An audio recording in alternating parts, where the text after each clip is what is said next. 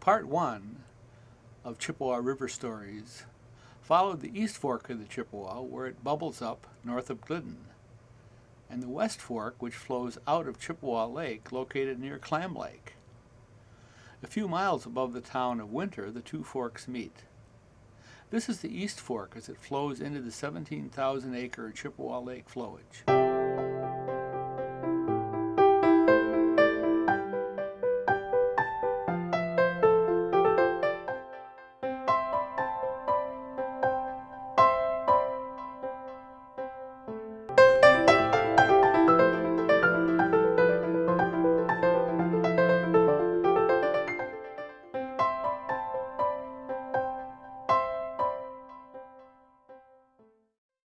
It's a great, wonderful body of water. It can be difficult to fish, and it can be wonderful to fish. For example, there's so many fish in here, trolling is not allowed. It'd be too easy. The Muskie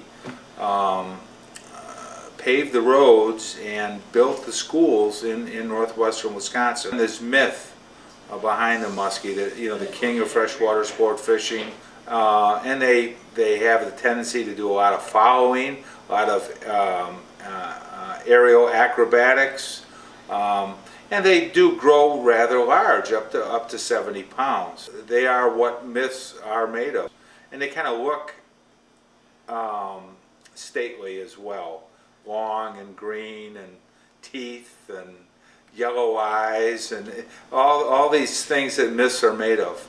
Eagles, kingfishers, there was a woodpecker right on the tree over there. They just enjoy nature. And I see that as a mecca for wildlife and birds.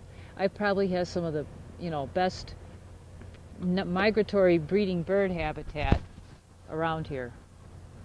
Wolves and fox and bear and deer and eagles and ospreys out there. I mean, that's just what they need. Not to mention all the migratory birds. I mean, there's a lot.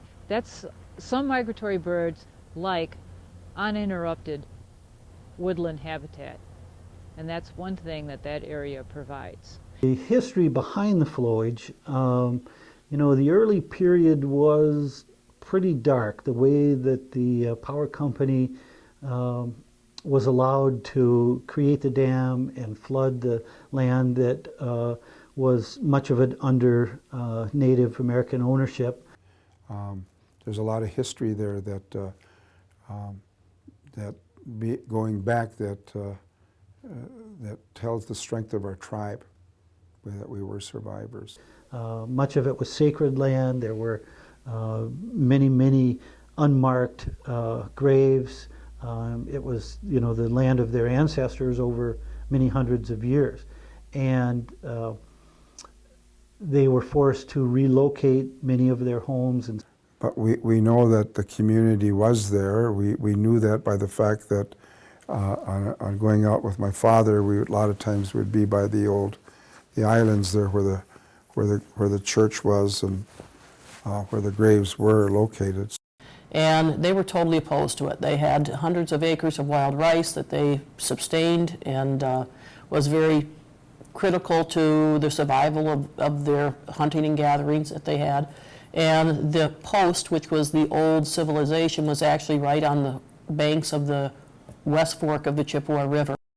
I mean, the first tourism actually in this area was Billy DeBrow, who was Native American.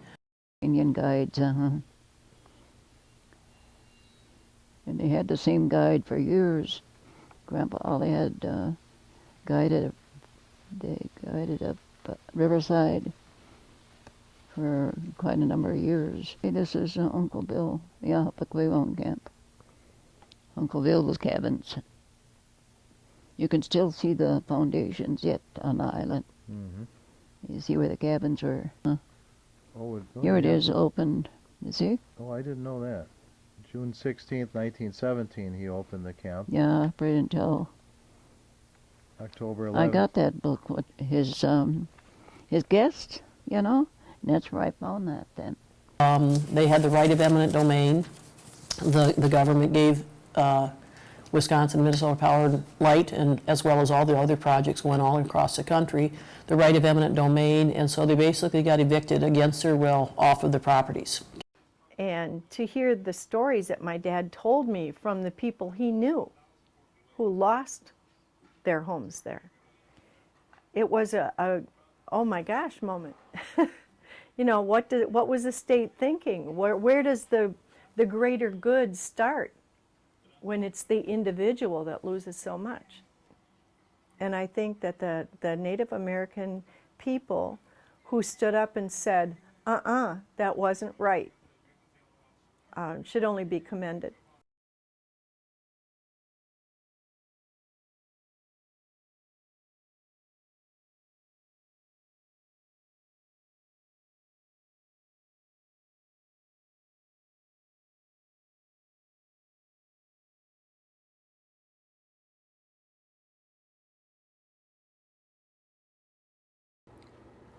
The Hayward Lakes Resort Association and our tribal council were able to work together. And Dr. Rick St. Germain was the chairman at the time, and I was the unofficial ambassador to the Hayward Lakes Resort Association. And the rights of our people to hunt, fish, and gather in ceded territory was questioned, and it went through the courts, and guess what? The Anishinaabe, the original first spontaneous people, won the right to hunt, fish, and gather in the ceded territory. We want to protect our grounds, and we want to protect our trees. We definitely want to protect our water and the fish that are within. We want this to continue for years to come. And I feel that our natural resources that we have to be protected. The wetlands, the water. No one, even though we have it in our history, no one remembers it as it was just the river going through our land. Now the Flowage has become a pristine area for our communities. And we feel that we are much a part of it in this generation we're living in now and into the future. Hi, I'm John Detloff, And I'm Brenda Detloff. and our family has had Indian Trail Resort on the Chippewa Flowage here for 44 seasons now. This originally was an ancient Indian homestead that was built in 1881 by an Indian man named Chippewa, and the core of his homestead cabin is still fully intact. That's on the island right behind us across the lake, and that's Church Island, where there used to be a Catholic church named St. Anthony's Church, built, I believe, in 1883. And that kind of was in the core of the old Indian village known as Pequawong. They called it the trading post. Some just called it post for short. And Chiazua's homestead cabin here at the resort was part of that village. And people lived all around in all directions away from the village of Post. And it was a very thriving place in the mid to late 1800s, right at the height of the logging. The Chippewa River wound its way through the village of Post, and all the big log drives came roaring right through the village and on down to the sawmills in Eau Claire and Chippewa Falls. I'm going to go back to my grandfather, Olaf Treeland. He came over when he was 17 years old from Norway. He was just outside of Bergen, Norway. He ended up buying land out here in this area. Obviously, it was not very well populated. It was a dirt road that you would take a horse and buggy and your cart back and forth to town for supplies. And he came out here and started. So they had the farm going and they had the log going. And then in 1928, all where we're sitting right now here at this lodge, this was all cow pasture down here. And we had Chief River to our west. We had Moss Creek, which the farm butted up to, which were two of the creeks here on the Chippewa Flowage, flowing in eventually. And the cows came down to the creeks, and that's where they would water.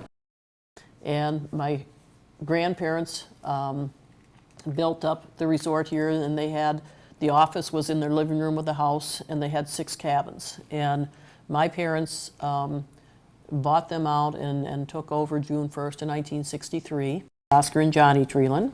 And then and there were eight of us kids in the family, so they had a built-in labor force, so we were always building more, expanding more. We just grew up. That's how we grew up. That's what we did. You did it all. We were all our, in-house labor force for. Tell you what, I looked at a brochure I found at the mall in Eau Claire, and it talked about going up north to Hayward. And I had 2 little boys, and I thought, well, I want to go there, but I want to have a sandy beach. And I saw this resort that had a sandy beach, and that's the one I picked. And so in about 1981, Ellen and I and the 2 boys went up there at this rustic resort called Squaw Bay Lodge. And we went there for 20-some years or 30 years.